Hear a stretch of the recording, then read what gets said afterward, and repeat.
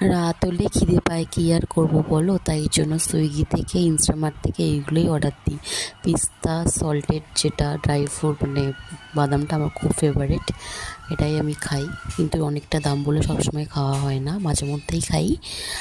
তারপরে বিস্কিট আর Cadbury order দিয়েছি, ওটাই ব্যাস। তোমরা দেখো আর আমি খাবো। ট্যান ট্যানা।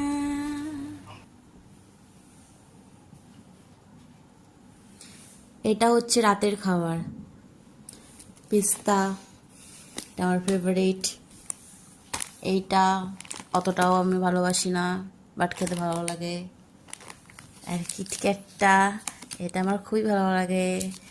আমি খাওয়ার পর আর কে খাবে, খেতে পারবে কিনা আমি জানি না। টিং টিং টিং।